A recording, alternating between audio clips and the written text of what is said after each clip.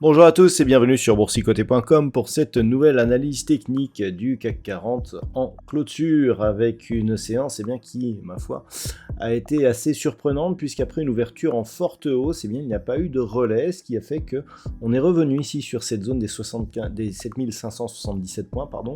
On a donc comblé ce gap qui s'était ouvert à l'ouverture et on revient, alors c'est très intéressant, sur cette zone qui était précédemment résistance en tant que support, et même je dirais qu'avec une clôture à 7575,85, le CAC 40 gagne tout de même 0,59%, mais confirme le fait que cette zone ici était significative avant son franchissement.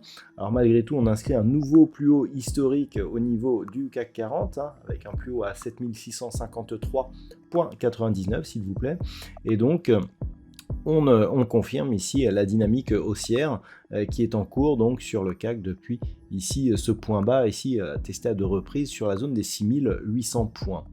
Au niveau des indicateurs techniques, alors c'est pas très bon puisqu'au niveau des histogrammes du MACD, on voit que l'on est encore ici dans une phase de baisse. Certes, le RSI reste en zone de surachat, on a une hausse des volumes sur cette séance qui est haussière et qui valide donc la cassure d'une zone horizontale significative, mais il y a aussi des signaux d'affaiblissement qui apparaissent, comme notamment des divergences, notamment sur les histogrammes du MACD, qui sont en baisse alors que nous avons un nouveau plus haut.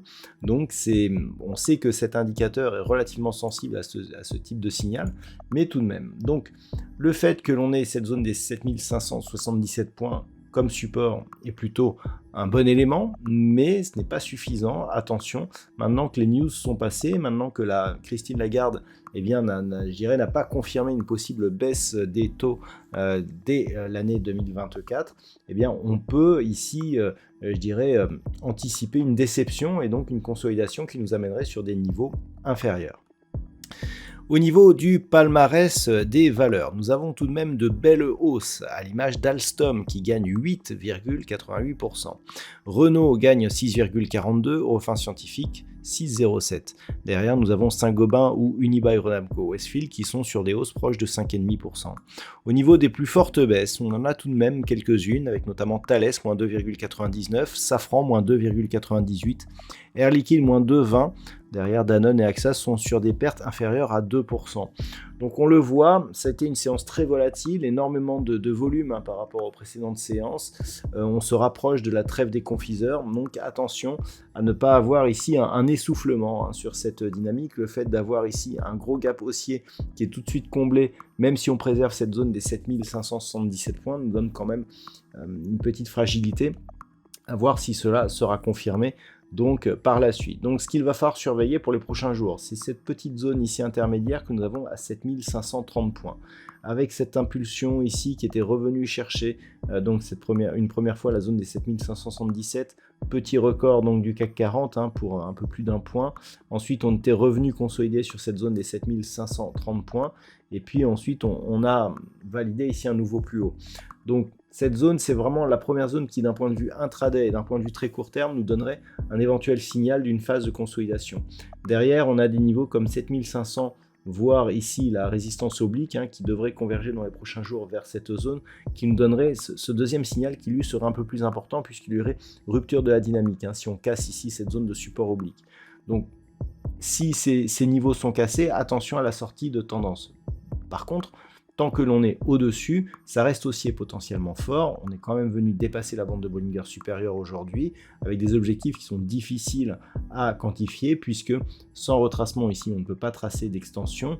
Et étant donné que ce sont des niveaux qui n'ont jamais été cotés, on ne connaît pas encore les niveaux qui nous donnerait des résistances intéressantes. On en connaît d'un point de vue moyen terme, mais pas d'un point de vue court terme. Donc pour l'instant, on restera vigilant quant à une éventuelle poursuite des cours, tant que ceci reste au-dessus des 7500, voire 7577 points.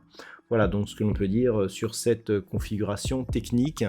D'un point de vue statistique, on n'a pas grand chose à dire puisqu'il y a encore trop peu d'occurrences par rapport à la configuration qui nous permettent de donner une statistique fiable. Donc on reste toujours sur une phase de neutralisation depuis ces bougies qui pourra aller vers une phase de baisse donc dès la semaine prochaine. Pour l'instant on n'a pas plus d'informations que ça. Vous voyez que par rapport à cette statistique qui était sortie, on est pour l'instant, si on tient compte des niveaux de clôture, dans un bon suivi, puisque on avait dit donc phase de temporisation puis phase de baisse. Pour l'instant on est dans la phase de temporisation, dans la phase de neutralisation. Attention donc, selon ces statistiques, à une éventuelle rupture ici des 7500 points. Voilà donc ce que l'on peut dire pour ce soir. Écoutez, je vous souhaite de passer une bonne soirée. On se retrouve dès demain pour d'autres analyses techniques, un passage sur BFM Business et toujours tout ça sur le site boursicoté.com.